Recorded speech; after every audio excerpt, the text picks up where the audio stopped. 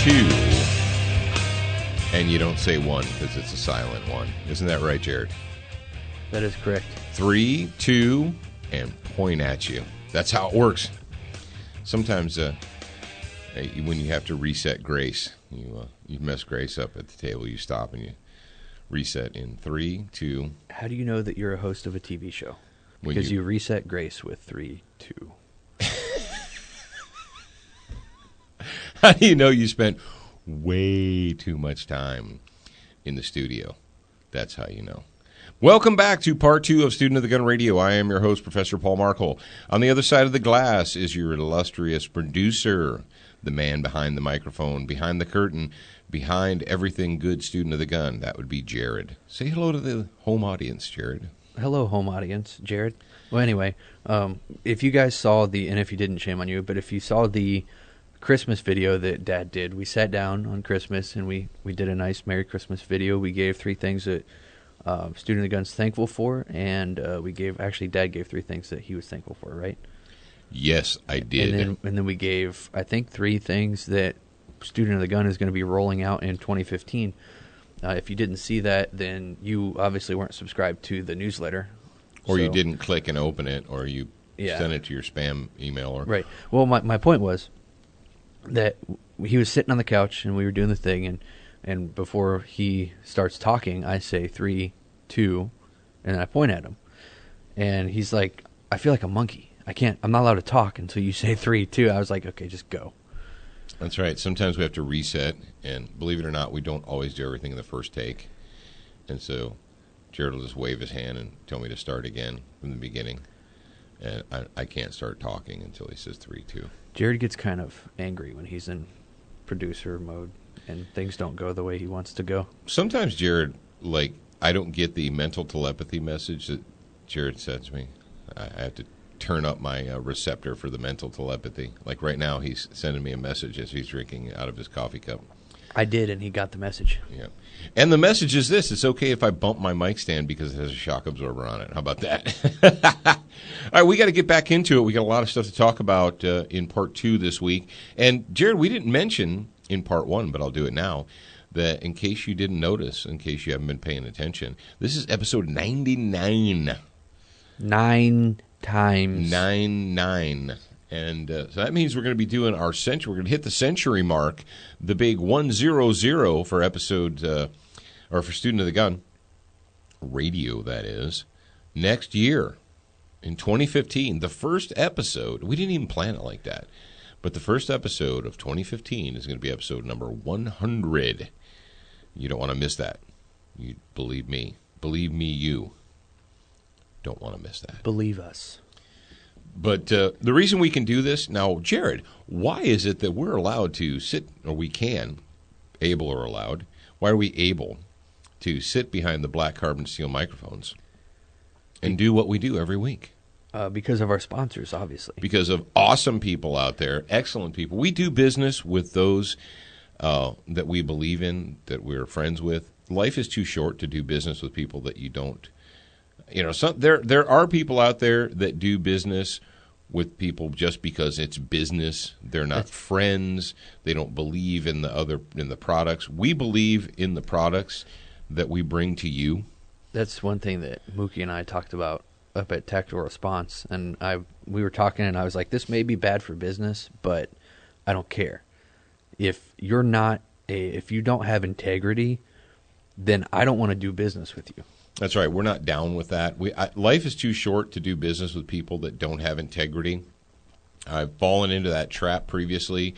I've been in business and found out that the person I was in business with had no integrity, and I had to get out of that because I can't do it.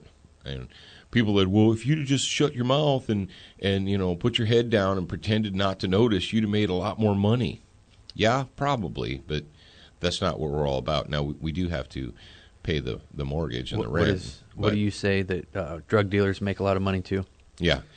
I've been saying that for years. Dude, I've been saying that for decades. People are like, ooh, such and such is so great because they make lots of money. And I said, drug dealers make lots of money too. Am I supposed to emulate them? I'm supposed to think that they're great? But anyhow, speaking of people that we appreciate, SWAT Fuel, SWATfuel.com. SWAT Fuel is actually fueling me right now at this moment in time because I was up pretty late last night. At very least, you should have taken your 40 cal multivitamin. But you know what we were remiss of doing, Jared? And I don't know how you didn't catch me. We talked about SWAT Fuel and the Get Fit in 2015 and the SWAT Fuel Challenge in the first hour, but we didn't give the promo code. I just realized that. So shame on us. But if you go to SWATfuel.com and you want to make a purchase, use the promo code SOTG2014. Because if you do that, you're going to get 20% off your total order, and that is righteous. And that is 10% more than another radio host who promotes another supplement company. Who is bald. Who is bald. You only get 10% off on theirs, but you get 20 with ours, so. Because Dano loves us. Because we are that good. All right. Brownells at brownells.com. If you own a gun, Brownells has something for you.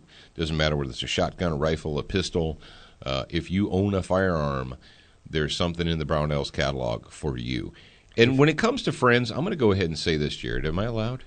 Hang on. Are you able? Let me check. Yeah. Yep, I have a microphone in front of me. I can do it. I am able. The people at Brownells, Frank Brownell, Pete Brownell, they've been my friends for, we started out as business acquaintances about 12, 13, 14 years ago. I don't know how long time ago. Started out as business acquaintances and became friends. And I've known Frank and Pete. This business was actually started by Frank's father, and then Frank took over, and then Pete took over from Frank. And Pete's kids aren't old enough to take over yet. Pete's kids are in elementary school and junior high and so forth. So, but I can only imagine that at some point in time that Pete's sons will get into the family business as well. It is a family business in Montezuma, Iowa, and the people there are salt of the earth people. These are the people that you want to do business with. They really are. They're good folks. They've got good products. They've got, I don't know if it's millions, but they've got thousands upon thousands of products. I think they've got, remember last January, when they were rolling out their new products, they said that they were going to have 104,000 SKUs or something like that. Something insane. And it's been a whole year since then almost. Yeah, so if you haven't been to brownells.com yet, just pop over there and check them out and see. Or you can go to studentofthegun.com, and there's a direct link from our website. There's more than one link, actually. But and if you go there's like a little banner ad. And all that if you go to the studentofthegun.com and you go to the, what do we call it, the Superstore? Yeah. That's powered by Brownells. You can buy from Brownells directly off of our website. So you want to do that. Colt at Colt.com, the makers of the LE901. And there's the 901 and the LE901 and the AR901 are both 308 semi-automatic rifles, and they're going to be featured on Student of the Gun TV coming up in 2015. If you purchase a Colt firearm, a Colt AR, and you want to improve the trigger, what do you put in there? A velocity trigger. Okay. Velocity Triggers of velocitytriggers.com. They are our newest sponsor of the TV show. And I'm sorry, not TV show, the radio show.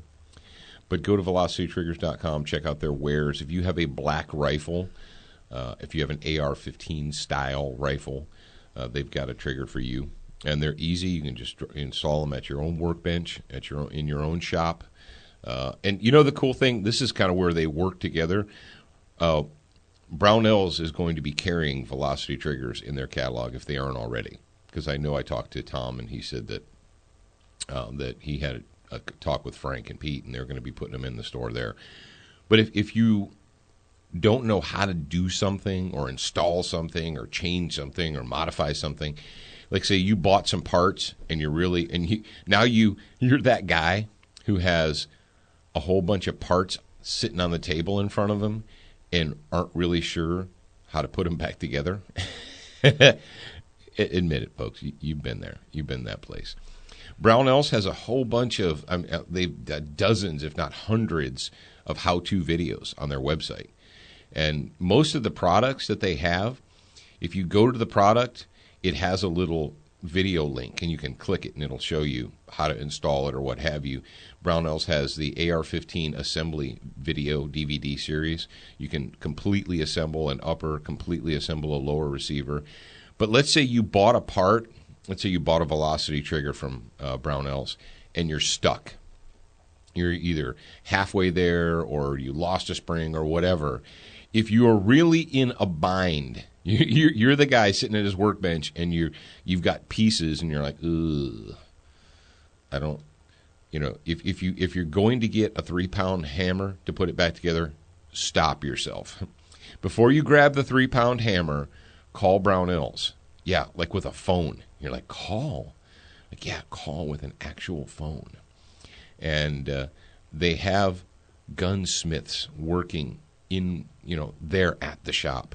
And they'll pass the phone over to an actual gunsmith, and you can say, yeah, I bought this trigger from you guys, and I'm trying to put it in, and this is where I'm at. And one other thing they have, Jared, I don't know if you knew this, but they do have an online chat service.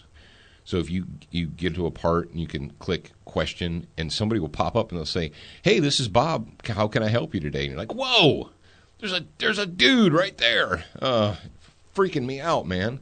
Now the last one we're going to mention today is XS Sights, the fastest sights in any light, and that brings us right up to our XS Sights Good Guy of the Week question.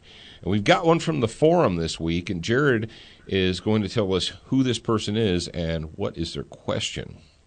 Our XS Sights Good Guy of the Week is Jared. Not me, but Jared McClear, and he posted this question in the forum. Jared, I need you to send me your address, your shirt size, your phone number, and include your email address typed in the email, please. And you send that to Jared, that's Jarrad, at studentofthegun.com. And please spell my name right when you address me. He says, what are some viable force options for kids?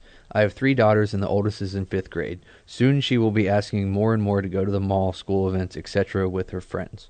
What type of EDC pack do you recommend kids to carry and learn to use? All right, super easy. Number 1, get your kid a flashlight. What? Pocket Lifesaver. Well, you got to teach them how to use a Pocket Lifesaver. Well, he said, what EDC pack do you recommend kids carry and learn to use? Okay. Well, number 1, make it fun for your kids. If it's a drudgery, if it's something you have to force them to do, they won't want to do it. That's just the way the kids are. They're very contrary. At least my kids are. But eventually the kids will get it. Take your kids to the range. Now, obviously, you can't give your 5th graders or 6th graders, guns and what have you. But it's always good to teach them safety. It's always good to teach them to respect the tool. This is the dangerous end.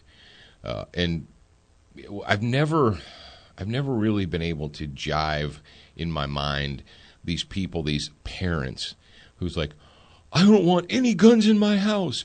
Get them all out. I won't talk about guns. I won't let my kids look at guns. I won't. This is the United States of America, doofus. At some point in time, your children are going to, whether or not you want it to happen, they're going to see a gun. They're going to smell a gun. They're going to come into, they're going to encounter a gun at some point in time, probably.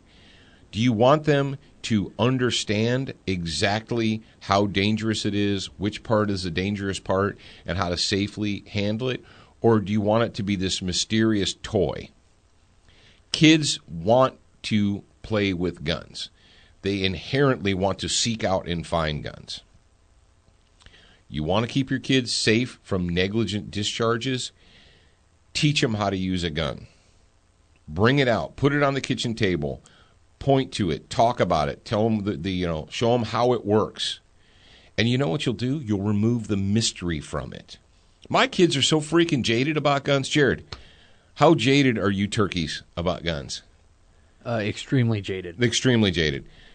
I show up with what I think is really cool stuff.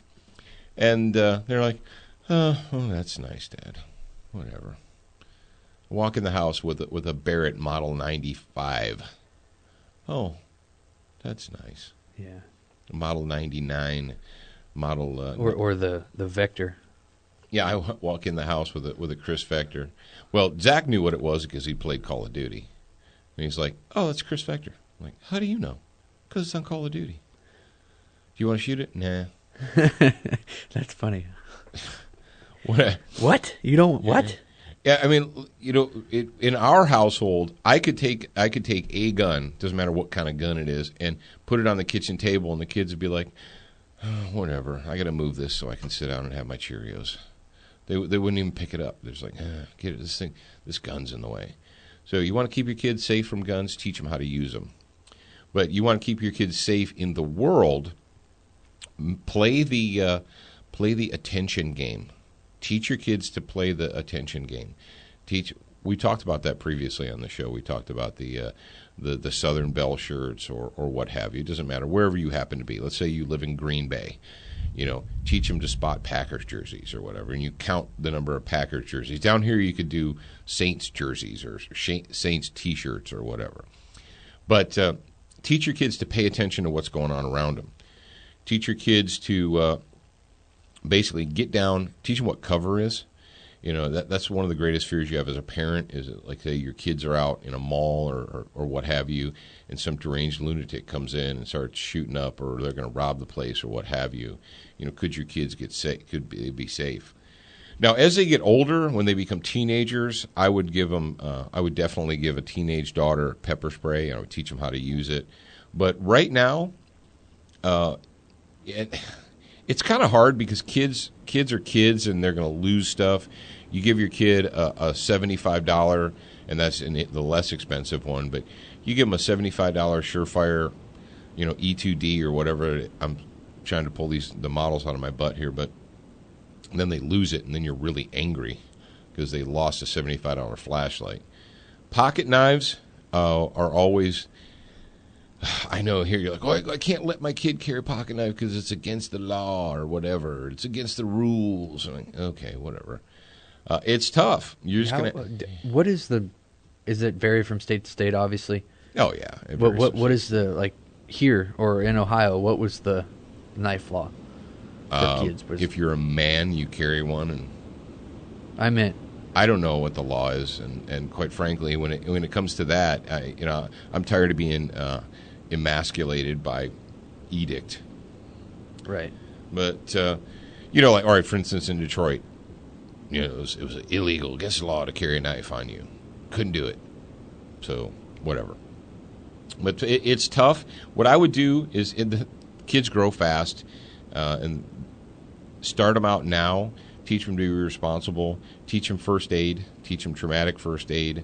And that's at very least you can get them a pocket lifesaver. You can teach them how to use something like that. And then you like flashlights, pepper spray, and eventually they can carry a pocket knife and then a gun. But what you want is them to get them interested in it. You want to make it fun for them so that they'll seek out more knowledge. They'll seek out more training. They'll seek out more enlightenment and education on their own. They'll want to do it. You can't force them. That's the thing with everyday carry. You can't force people to carry. They have to actually want to do it on their own. Now, keeping in mind what we talked about in the first, what would you do? What is your solution, Paul? You're so smart. Okay. Well, number one, we need to raise a generation of independent, free-minded thinkers. And kids always, what's funny is about modern college kids, they think that they're these free-thinking, independent people, but actually they're not. They're just a bunch of lemmings.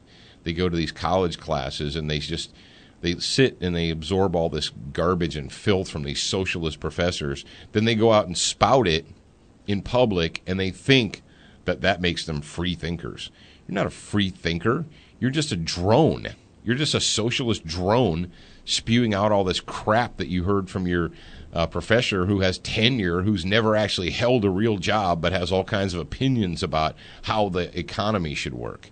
Shut up. Go out and get a real job. Make a payroll. Then you can come talk to me. What do you got over there? I see you're dinking around on your phone. Yeah, I'm solidifying some things. Are you solidifying things? Okay. Is it non-show related? Kinda. Kinda? Okay. It's kind of show. It'll get me through the show. Oh, okay. All right. It's going to get you through the show. Did we get our winner yet? No, we haven't got Wait, let me check. I just got an email. Bling. And while Jared's checking the email, you guys should know that if you're a grad program member, or if you're not a grad program member, you can fix yourself real quick, fast, and in a hurry. You can go to studentofthegun.com, click on the little tab over there on the right and become a grad program member. Or you can go to Student of the Gun Radio, which is a completely different site. And you're like, well, why would I want to go to Student of the Gun Radio, Paul? Well, because at studentofthegunradio.com, that's where we put all the show notes every week. We put the clickable links for the show notes. So you're like, I was going to tell my buddy at work about this story, but I couldn't remember. Go to the website, click it, open it up, and share it. It's crazy. It's insane. And you can even download the radio episodes directly from the site. Jared, you want to tease people about going online and asking about printing something? I want to print this up and share it with my friends. Like, you're on a computer, dude. Dude, you just email it to. Just put the attachment in an email and send it to your friends. They can open it on their phone while they're sitting on the toilet and read it. What? People sit on the toilet? No, they don't do that. Stop talking about that. This is a family-friendly show. Well, they have this new thing now that you can do while you're on the toilet. It's called mobile app? No, it's called Potty Putter.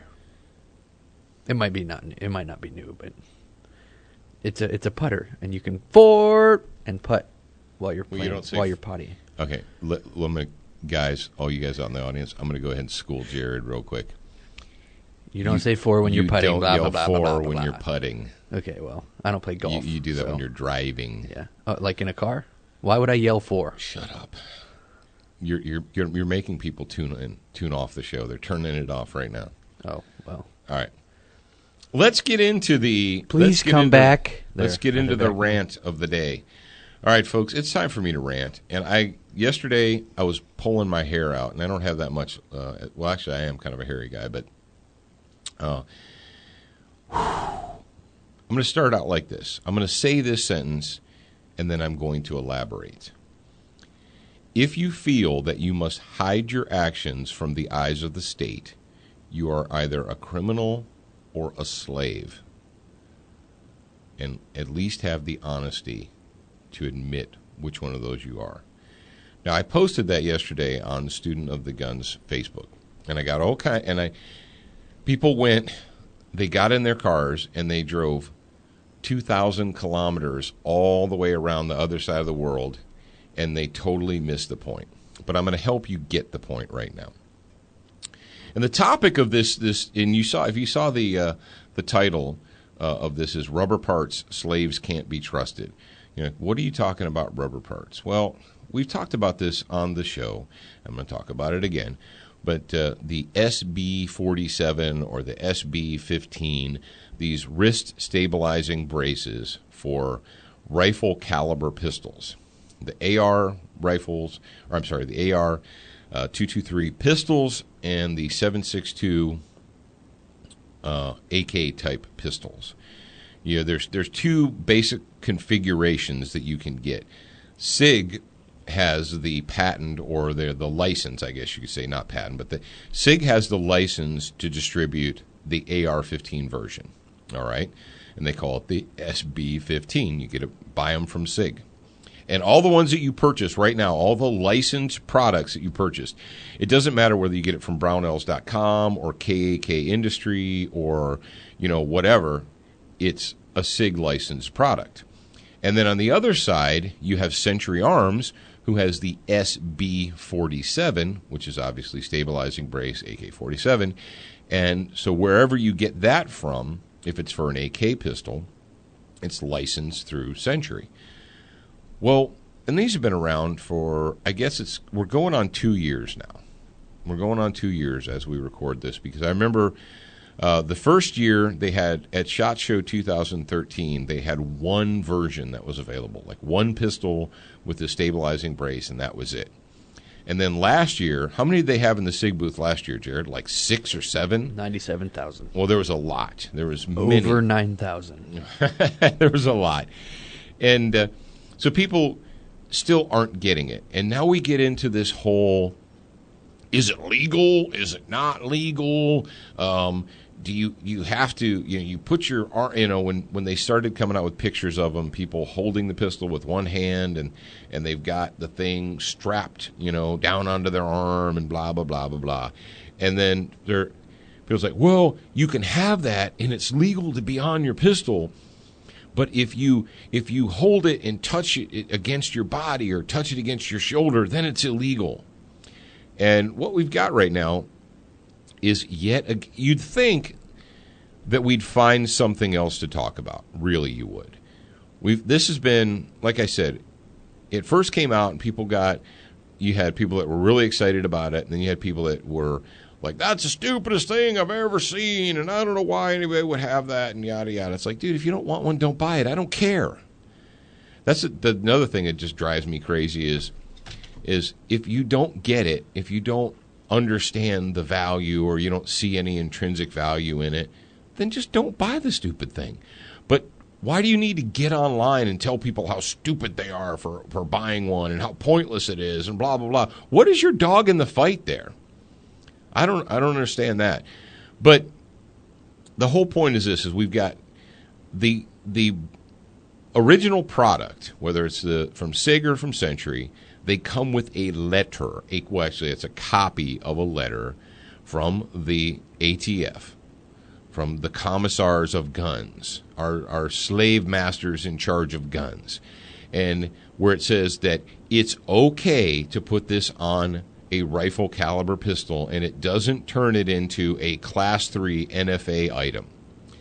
And if you guys don't know what an NFA item is, National Firearms Act, yada, yada, yada, short-barreled rifles, short-barreled shotguns, so forth. So you get a little copy of a letter that says that it is legal for you to you have permission from your slave masters to attach this to a rifle caliber pistol. All right. So people did that. And then some people dared to touch the stabilizing brace to their shoulders. And gun people, not the ATF, not anti-gun people, not Shannon, who still owes me a sandwich, but people who claim to be on our side started getting all apoplectic, having kittens. Oh, you can't do that. Oh, they're going to take them away. They're going to da-da-da-da-da. And I actually saw more than one post yesterday on social media where people said, I knew as soon as these guys started making YouTube videos that it was going to be over with, because now the latest rumor, the latest opinion is that the ATF is going to reverse itself and they're going to make these illegal and you won't be allowed to have them anymore. Or they're going to make the installation of a wrist brace on a pistol. They're going to make it a Class 3 item. Blah, blah, blah, blah, blah, blah, blah. Here's my question for you. Are you a free man or are you a slave? Why is your default to seek permission? Why is it your default to ask permission? Free men don't need to ask permission to live their lives. We're not talking about committing crimes. We're not talking about murder and rape and robbery and arson. We're talking about living your life as a free man. Why do you constantly seek permission or feel the need to seek permission? Why do you think that you're a slave? Who convinced you that you are a slave, that you are subservient, that the government is your master and you have to seek the approval of the government to do anything? Why are you that way? That's what drives me crazy. All these people that post, well, I knew that once they started, like if you didn't make YouTube videos with you shouldering a brace, that it would be okay. So what you're saying with that post out there is you're saying that what we need to do is we need to hide our actions. We need to make sure that nobody posts pictures or YouTube videos, using a lawful product, a product that is legal for you to own. It's legal for you to have a gun configured in that way, and why we have laws telling us how guns can look and smell and taste and what color. What is next? Color? Are we going to start, regulating firearms colors? Well, if you're in New York, yes, they are. But why do you think that the solution is to hide? And that is the whole point of my comment. If you feel that you have to hide your lawful actions from the eyes of the state, then you're a slave. If you feel that, well, we can do that, but don't post any YouTube videos, don't take pictures, we can't allow the state to know, we don't want them to see what we're doing with these guns, because if the state sees it, well, then they won't allow it anymore. Who told them that we're their slaves? Who gave them the authority to be our masters? They're not even elected. Read the Federalist Papers. Read the founding documents. There were warnings, very, very clear warnings, 200 years ago about allowing a sitting government to establish bureaucracies and agencies which can thereby rule not by law, but by policy or opinion. The Bureau of Land Management, the ATF, the EPA. Can I go on? Should I go on? We have agencies that have been granted this carte blanche power to issue opinions, not laws, where we have a representative republic. That's how we were founded. In a representative republic, your representatives have to go in public to the floor of the House or the Senate. They have to present a bill. It has to be debated and voted on, and then eventually signed by the executive or not signed by the executive. You want to know how to fix the United States of America? Seriously, you want to know? You, listening to the sound of my voice, need to demand, not request, not ask. You need to demand of your elected representatives. And what did we just do in November? The voters just gave control of the House and the Senate back to supposed conservatives. And I say supposed in quotes because we don't know that that's a fact. But demand that they rein in and eliminate these bureaucracies. Because what they've done, and folks, if you read the Federalist Papers, and a lot of people out there think that the Federalist Papers, that because it's bad because it sets up a central bureaucracy, and that it creates this overseeing, centralized federal government. And that's a bad thing. What is the difference between a democracy and a republic? Do you guys know that there is a difference and why the difference is extremely important? It is extremely important. Now, how many of your neighbors think, we live in a democracy, America's a democracy? No, it's not, you moron. I know you went to public school in the last 20 years. Well, I mean, right now, it kind of is. But Well, it's not meant to be. it's mob rule. Yeah. There's a difference. Well, that's kind of the same thing. What we're doing now is Except for we're it's defaulting to mob rule. Yeah. Oh, and which is going to bring me into, we're at 34 minutes already. But Okay. folks, Did you have something else you wanted to talk about? dude, I got a lot of stuff. Well, I meant don't what they wanted. What can they do? Yeah. Did you have more to go on that tangent? Yeah, somebody interrupted me. I don't know who it was. Sorry. But demand that they rein in and eliminate, get the axe out, sharpen up the axe, and start chopping off these faceless bureaucracies. These bureaucracies that have been given the carte blanche authority to create regulations that are not laws. You guys understand that? Regulations are not law. Under the Constitution of the United States of America, a regulation is not a law.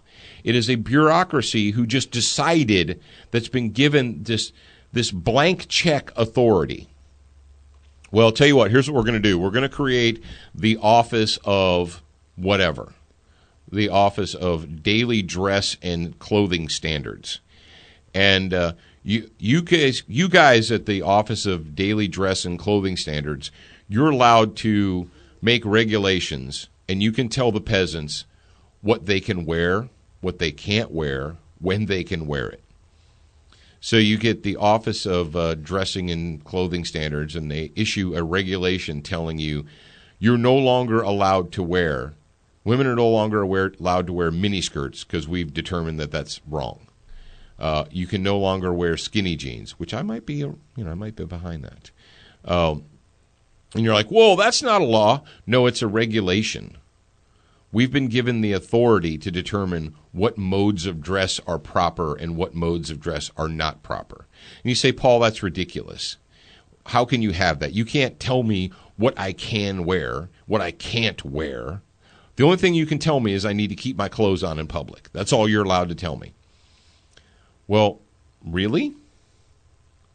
Dive into, if you will, some of the regulations that are coming down from the bureaucracies in D.C. It's not about law. It's not about rape, robbery, murder, arson, stealing, theft. It's about how you can and can't live your life. What you can and we need that. We need to. Why do we need to be overseen like children? Why do you think? And here's the selfish, childish mentality is, well, I know I can be trusted to do the right thing, but my neighbor can't. My neighbor can't be trusted to do the right thing. And so I need a government bureaucracy to come in and oversee my neighbor's behavior. Really? Folks, let me tell you what. Let me tell you something, a little bit of libertarianism here. And I don't consider myself a libertarian. I consider myself a person who loves liberty. I know those are very similar, but those of you that are in our group right now, those of you that are in the choir, but you hate smoking, you hate cigarettes, you hate them so bad that you think the government needs to come in and establish more laws because I don't smoke and I don't like cigarettes, and because I don't like them, I don't think you should have them either. And the government needs to ban smoking in all public areas, outside, inside, upside down, anywhere. If there are children in the home, it should be illegal for you to smoke in your home. And I say to you, well, if you believe that smoking is bad for your health, bad for your lungs, makes your clothing smell, bad for your teeth, all that, if you believe that and you want people to not do it, should you not encourage them through positive action? Well, we tried that. We tried positive campaigns. We tried to convince people that it was, but people are still doing it. So now we need to resort to the rod and the lash, and we need to punish them. Really? So you're going to thump your chest and tell me all about the Second Amendment and your rights and your freedoms and your liberties, and you're going to jump right on board with the anti-smoking Nazis. Whoa. Yeah, you can't have it both ways. If you think the government needs to step in and regulate people's lives for X, but when it comes to your guns and your hunting rights and your knife rights and your this rights, keep your hands off my guns, big government, but I don't like cigarettes and the government needs to make those illegal. You don't get it both ways. You better be careful who you get in bed with. You better watch, Jared, be careful who you get in bed with. It dumbfounds me, the people who claim to be pro-liberty, pro-freedom, but they think, well, keep your hands off my guns, but I don't like cigarettes and the government needs to make them illegal. Really? So what's the difference? Because you know there are people in the United States of America that think guns are bad and evil and dangerous, and that the government needs to step in and do something about it. It's not enough for them to encourage you to get rid of your guns or not buy guns or take them out of your homes. They don't want to encourage you through a positive action campaign. They want to shame you, and they want laws to be passed to restrict your liberties. Very strict libertarianism is the way that actually we were founded. But you can't have it both ways. Jared, you know what you can't have?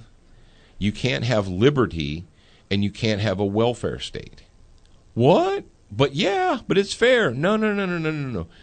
It's actually not fair. It's the not opposite helping of fair. people at all. It's creating slaves. Yeah, it's meant to be a safety net, but if you allow people 99 weeks, that is setting them in the mentality of not working. That's setting them in the mentality of not being self-sufficient. That's telling it's the what Rush likes to call the soft racism of low expectations. We know that you're just not smart enough. You don't have the capability. You can't fend for yourself because you're just a serf. You're just a peasant. You're just a second-class citizen. We know that. So here's some free stuff. Just vote the right way. Getting back to the peasants can't be allowed to. Think of how crazy this is, folks. You can't. If I bolt a $10 piece of plastic that's in a vertical shape to the front of a handgun, it went from being a handgun to a Class 3 item that I have to get a special tax stamp to own because I installed a $10 piece of plastic onto the front of it. You know, how did that $10 piece of plastic, did it make it full auto? Does it now shoot depleted uranium explosive rounds? No, it's just a $10 piece of plastic. And for all of you people out there who are still like, well, you're never going to convince me that these people shouldering these braces, they screwed us all. They screwed us all. Hey, folks, do you know that the ATF has a legal definition of firearms? Did you know that there is a legal definition that the ATF uses? I've read it. I've seen it. It's on ATF letterhead. That a handgun is a firearm designed to be held and fired with the use of a single hand. Did you know that?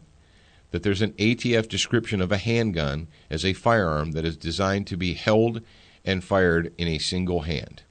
Now, I'm paraphrasing, of course, but so by the ATF's legal definition of a handgun, if you put two hands onto a pistol or a revolver, you're violating the definition of a handgun.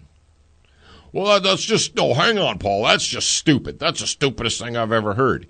Do you know if you take a vertical grip, there's like thousands of vertical grips, right, out there in America today. They're made of plastic and aluminum and you know, all kinds of really cool stuff.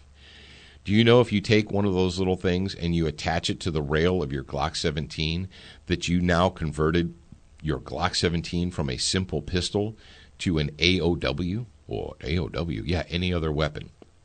You just turned it into a Class 3 NFA item. And if you don't have a tax stamp, permission slip from the bureaucracy called the ATF, that you just became a felon?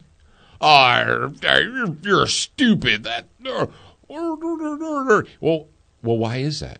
Well, because what you've done is you've added a device to your handgun to allow the use of a second hand, and that violates the law. Well, it actually doesn't violate the law because it's not the law. It's policy. It's a regulation. They created a regulation. You're like, what? Yeah, because back in 1934, vertical grips weren't that big of a deal. You didn't have Brownells and Midway USA and everybody else selling plastic and aluminum vert grips and ARGs and all that stuff back in 1934. They didn't have Glock 17s with rails on them that didn't even exist.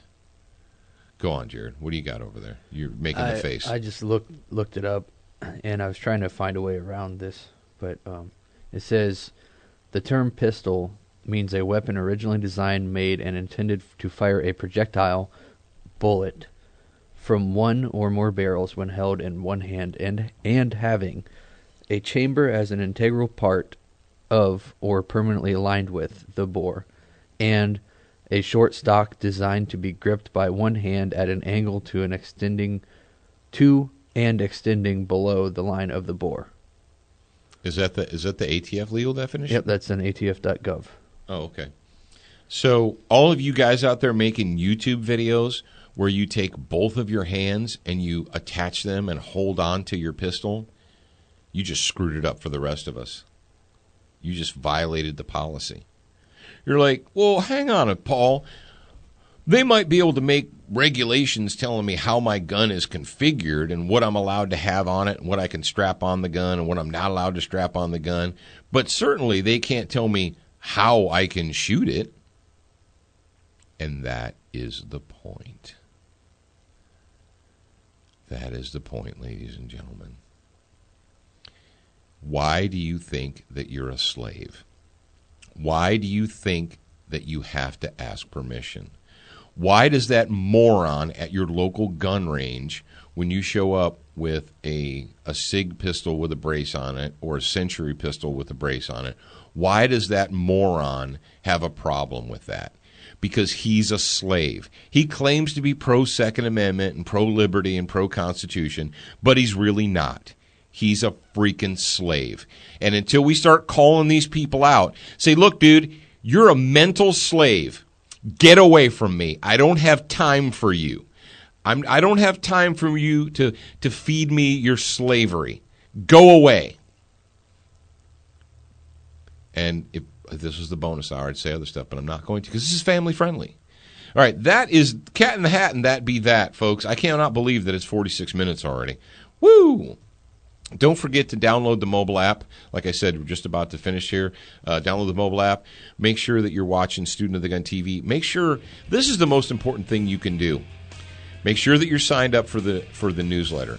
Even if you're not in the grad program, you should be signed up for the newsletter. Now, if you are in the grad program, you either A, are just about to listen to the bonus hour, or you've already listened to it because that's what you do. You listen to the grad program hour first and then the public hour second. But, folks, thanks for joining us. Thanks for being students of the gun. We really appreciate it. Thanks for a fantastic, this is when I say thank you for a great 2014, Jared, because the next time we talk to him, it's going to be, what day is today? I don't even know. I don't know what today is. But I know this, the next time we get in front of the microphones and talk to you guys, it's going to be 2015. So you better, buckle in, strap down, because it's going to put your helmets on. It's going to be a big year. And I'm sad to say that we won't be able to talk to you again until next year. It's okay. It's only going to be 5 more days. Yeah, it just sounds like a long time. All right, remember, folks, you're a beginner once, but you should indeed be a student for life.